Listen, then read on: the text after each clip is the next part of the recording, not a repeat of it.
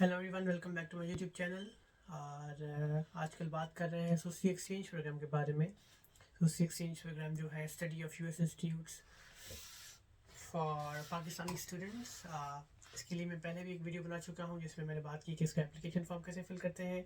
एक वीडियो मैंने इंटरव्यू करके बनाई थी। मैंने इंटरव्यू किया था कैन लेब्लॉन का, जो यूनिवर्सिटी ऑफ मैसाचुसेट्स में प्रोग्राम डायरेक्टर है फॉर दिस प्रोग्राम। तो वो वीडियो भी आप देखिए, इन्फॉर्मेशन हासिल करें, एप्लीकेशन फॉर्म वाली भी वीडियो देखें, और भी काफ़ी सारी वीडियोज़ है वो भी देखें। लेकिन अभी मैं कुछ क्वेश्चंस स्टूडेंट्स मुझसे पूछते हैं, काफ़ी क्वेरीज आती हैं सोसी एक्सचेंज प्रोग्राम के बारे में, काफ़ी अनक्लैरिटी है स्टूडेंट्स को, तो वो एड्रेस करूँगा मैं क्वेश्चन आज। काफ़ी क्वेश्चन जो मुझे आते हैं वो ओवरलैपिंग हैं, वो नियरली द सेम क्वेश्चन होते हैं, बस उनकी वर्डिंग डिफरेंट होती है। तो मैं ब्रॉड लेवल पे भी क्वेश्चन को आंसर करूँगा, और होपफुली सारे प्रॉब्लम्स या कन्फ्यूजन जो है क्लियर हो जाएंगी। लेकिन फिर भी कोई कन्फ्यूजन हो तो आप मुझे कमेंट बॉक्स में लिख सकते हैं नीचे यूट्यूब चैनल की, और यहाँ तो आप मुझे मॉइज इन लंदन जो है इंस्टाग्राम पेज, वहाँ पे आप मुझे मैसेज कर सकते हैं।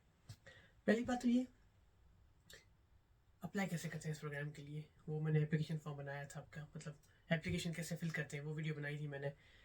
उसके अलावा एप्लीकेशन की जो डेडलाइन है साल, वो है 5 नवंबर 2023 11:59 PM पाकिस्तान टाइम। लेकिन कोशिश करें आप पहले ही फिल कर दें, क्योंकि एंड टाइम पे जो है पूरा ट्रैफिक हो जाता है तो सर्वर काम नहीं करता। इस प्रोग्राम को डील करता है जो है यूएस एम्बेसी है पाकिस्तान में, वो डील करती है। जो यूनिवर्सिटी ऑफ मैसाचुसेट्स है, जो एकेडमिक डायरेक्टर्स हैं वहाँ के, ये मैंने पहले भी बात क्लियर की थी इंटरव्यू वीडियो में जो मैंने कैनल ब्राउन के साथ किया था, कि यूनिवर्सिटी ऑफ मैसाचुसेट्स का या वहाँ के एकेडमिक डायरेक्टर्स का इस प्रोग्राम की सिलेक्शन क्राइटेरिया में कोई रोल नहीं है। सिलेक्शन पाकिस्तान में होती है, यूएस एम्बेसी करता है। उसके बाद जो पार्टिसिपेंट्स हैं वो फॉरवर्ड होते हैं आगे यूनिवर्सिटी ऑफ मैसाचुसेट्स को। फिर वो एप्लीकेशन फॉर्म देखते हैं आपके। पहले तो एप्लीकेशन फॉर्म वहाँ पे देखते भी नहीं है यूमैस में, यूनिवर्सिटी ऑफ मैसाचुसेट्स में। जब सिलेक्शन हो जाती है पार्टिसिपेंट्स की, तो फिर उनके एप्लीकेशन फॉर्म्स भेजे जाते हैं वहाँ पे, ताकि जो एकेडमिक डायरेक्टर्स हैं वहाँ के, जो मॉड्यूल लीडर्स होंगे, वो आपके बारे में जान सकें। तो सारा प्रोग्राम पाकिस्तान में होता है, न्यूट्रली जो है वो यूएस एम्बेसी करती है। ओके, शॉर्टलिस्टेड जो कैंडिडेट्स हैं वो ईमेल के थ्रू या कॉल के थ्रू कांटेक्ट किए जाते हैं। फिर उनका इंटरव्यू होता है। इस प्रोग्राम में 30 पार्टिसिपेंट्स जाते हैं यूएस, लेकिन शॉर्टलिस्ट 50-40 भी हो सकते हैं। तो फिर शॉर्टलिस्ट होने के बाद, इंटरव्यू के बाद जो है फाइनल पार्टिसिपेंट्स आते हैं। या तो आप as a primary candidate select होते हो, आप डेफिनेटली जाओगे, या तो आप अल्टरनेटिव कैंडिडेट सेलेक्ट होते हो। अल्टरनेटिव कैंडिडेट मीन्स अगर कोई प्राइमरी कैंडिडेट नहीं जाता तो आप जाते हो, ठीक है। तो ये अगर आपको ईमेल आती है तो you should B clear, you should read कि आप प्राइमरी पार्टिसिपेंट सेलेक्ट हुए हो या अल्टरनेटिव, ठीक है। इसके अलावा जो इम्पोर्टेंट क्वेश्चन हैं उन पर डील करते हैं आज। शॉर्टलिस्ट कैंडिडेट्स का इंटरव्यू होना ज़रूरी है, और वो इंटरव्यू कैसे होता है। इंटरव्यू बहुत ज़रूरी है क्योंकि वो आपसे बात करना चाहते हैं, देखना चाहते हैं कि जो आपने लिखी है एप्लीकेशन, SOP क्वेश्चंस खुद लिखी है, किसी से हेल्प ली है, तो वो आपके बारे में जानना चाहते हैं, आपसे मिलना चाहते हैं, वर्चुअली बात करना चाहते हैं। तो interview is very compulsory. Interview के लिए जब आप कांटेक्ट होते हो तो आपको वो जूम की या माइक्रोसॉफ्ट टीम की लिंक जो है वो आपको भेज देते हैं, या स्काइप की भी, डिपेंड करता है इंटरव्यू आपका कहाँ पे होता है। सिंध वालों के लिए मोस्टली इंटरव्यू ऑनलाइन होता है, या कराची काउंसलेट में होता है। इस्लामाबाद वालों के लिए यूएस एम्बेसी खुद डील करती है, तो ये आपको सारी इन्फॉर्मेशन जो है ईमेल में आ जाती है। इंग्लिश प्रोफिशिएंसी इंपॉर्टेंट है इसमें।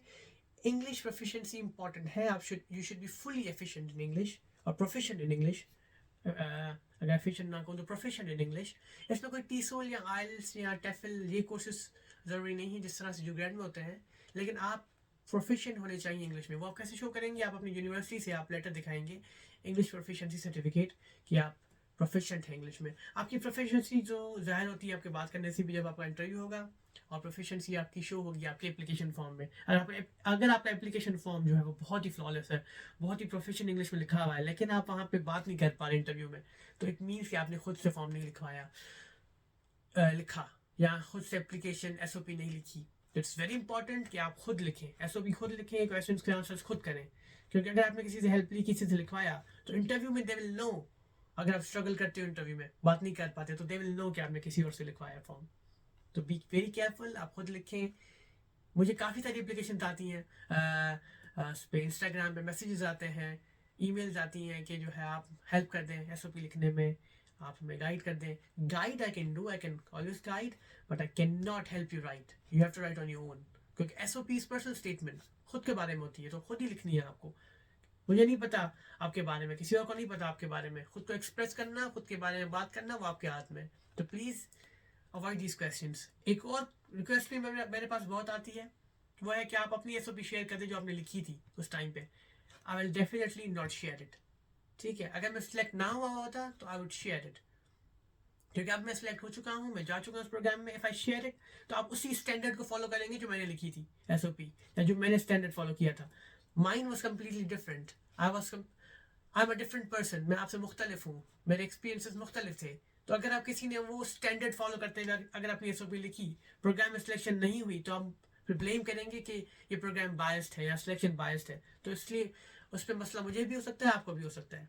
ठीक है, हर किसी की एसओपी डिफरेंट होती है, हर किसी के एक्सपीरियंसेस डिफरेंट होते हैं, हर किसी के बैकग्राउंड डिफरेंट होते हैं, हर किसी के experiences, life is very different.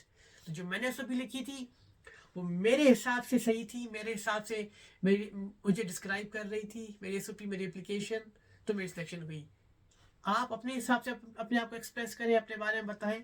अगर आपने प्रॉपरली एक्सप्रेस किया है तो आपकी सिलेक्शन होगी. So there is no standard. तभी मैं अपनी एसओपी शेयर नहीं करता हूँ, क्योंकि फिर वो स्टैंडर्डाइज हो जाता है फॉर्म, वो फॉर्मेट स्टैंडर्डाइज हो जाता है, सब उसी को फॉलो करने लगेंगे.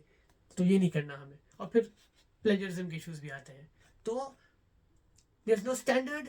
द ओनली स्टैंडर्ड इज कि आप अपने आप को प्रॉपरली एक्सप्रेस करें एसओपी में, अपने बारे में बताएं, अपने गोल्स के बारे में, एम्बिशंस के बारे में, आप इस प्रोग्राम में क्यों जाएंगे, आप कौन से एक्सपीरियंसेस लेके जाएंगे, कौन से एक्सपीरियंसेस वहाँ से लेके आएंगे, ये सारी चीज़ें. तो दैट इज़ वेरी इंपॉर्टेंट. तो तभी मैं कह रहा हूँ कि खुद लिखें. I can help you, I can guide you, anyone can guide you, but you have to write on your own. Next, क्या ड्यूअल सिटीजन अप्लाई कर सकते हैं? वो मैंने पहले भी बात की थी. अगर आप ड्यूअल सिटीजन हैं तो आपकी, अगर आप ड्यूअल सिटीजन हैं यूएस के भी और पाकिस्तान के भी, तभी तो डेफिनेटली नॉट. लेकिन अगर आप किसी और कंट्री के सिटीजन हैं और पाकिस्तान के भी हैं, तो chances are rare. You should be a Pakistani citizen. उसके अलावा ये सवाल भी आता है कि प्रोग्राम कितना एक्सटेंसिव है, कितना हमें फ्री टाइम मिलेगा एक्सप्लोर करने के लिए वगैरह वगैरह. तो ये प्रोग्राम इज़ डिफरेंट दैन यूग्रेड. यूग्रेड में आपको फ्री टाइम मिल जाता है क्योंकि वो 6 मंथ्स का प्रोग्राम है, ये सिर्फ 6 वीक्स का प्रोग्राम है. SUSI is only 6 weeks. तो इस प्रोग्राम में आपको बहुत कम टाइम मिलता है पर्सनल चीज़ों के लिए. टाइम मिलता है आपको, लेकिन आप क्लासेस पूरी अटेंड करनी पड़ती हैं. सुबह 9 से 5, शाम 6 तक भी आपके क्लासेस होते हैं, सेमिनार्स होते हैं, वर्कशॉप्स होती हैं. तो आपको बहुत कम टाइम मिलता है, लेकिन it's all about time management. अगर मैं बात करूँ तो हम शाम को निकल जाते थे क्लासेस के बाद जो है एक्सप्लोर करने के लिए. सुबह अर्ली मॉर्निंग में निकल जाते थे घूमने के लिए. तो time management is in your hands, but आप क्लासेस अटेंड करनी है, आपको सारे सेमिनार वर्कशॉप्स अटेंड करने हैं. नहीं किए तो आपको डिस्क्वालीफाई कर देंगे प्रोग्राम से. आपको ना सर्टिफिकेट मिलेगा और आप फिर एलिजिबल नहीं होते इस प्रोग्राम में. तो बी केयरफुल. सिलेक्शन क्राइटेरिया की भी मैं पहले बात कर चुका हूँ कि इसमें कोई प्रॉपर स्टैंडर्ड क्राइटेरिया नहीं है. इट जस्ट डिपेंड्स कि आपके पास कितना पैशन है सुसी के लिए, पब्लिक पॉलिसी के लिए, लीडरशिप के लिए, आप अपने आप को कैसे एक्सप्रेस करते हो. तो ये स्टैंडर्ड का question is irrelevant because there is no standard declared until now.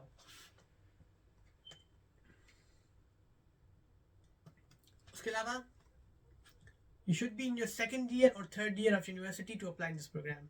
By second year I mean 5th and 6th semester. By fourth year I mean, sorry, by second year I mean 5th and 6th semester, and by third year I mean sorry, it's very confusing.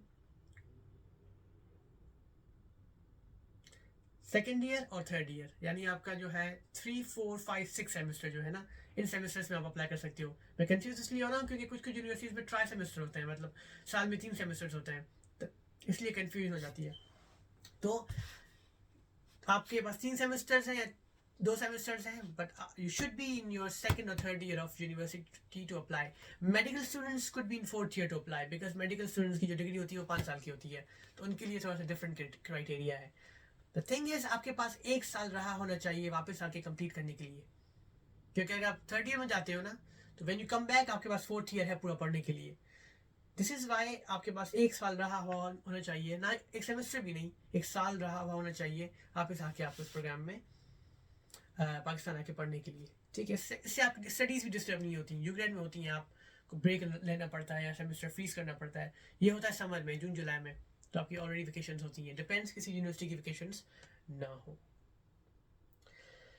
कितनी खर्चा आता है इस पर, कितना allowance वगैरह वगैरह, आपका पर्सनल तो कोई खर्चा नहीं होता इसमें। ठीक है, आपकी ट्रांसपोर्ट, आप फॉर सपोज अगर आपकी सिलेक्शन होती है तो आप वीज़ा इंटरव्यू के लिए जाते हो, वो खर्चा आपका ट्रांसपोर्टेशन का, आपकी एम्बेसी की फ़ी, आपकी everything, air ticket, living, even आपको स्टाइपेंड भी मिलता है वहाँ पे खर्च करने के लिए। तो आपका पर्सनल कोई खर्चा नहीं होता। हाँ, अगर आपको खुद से कोई खर्चा करना है एक्स्ट्रा तो आपको पैसे चाहिए होंगे, लेकिन वो जो बजट देते हैं आपको, उस बजट में अगर आप चलो तो आपको अपने पैसों की कोई ज़रूरत नहीं पड़ती इसमें। ठीक है, अगर किसी ने English access micro scholarship programme में अप्लाई किया हुआ हो, उसका अलमनस हो, तो क्या वो उस प्रोग्राम में अप्लाई कर सकता है? तो हाँ, बिल्कुल कर सकता है। जो एक्सचेंज माइक्रो स्कॉलरशिप प्रोग्राम है वो डिफरेंट है।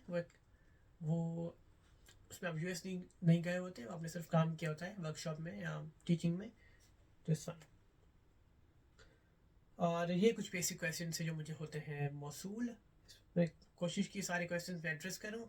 इसके अलावा भी अगर आपको कोई कन्फ्यूजन है, कोई क्वेश्चन पूछने हो तो आप मुझसे पूछ सकते हैं, लेकिन प्लीज़ रेलेवेंट क्वेश्चन पूछें, मेरी वीडियोज़ देखें। काफ़ी बातें मैंने क्लियर की हुई हैं, उसके बाद भी कन्फ्यूजन होती है तो आप मुझसे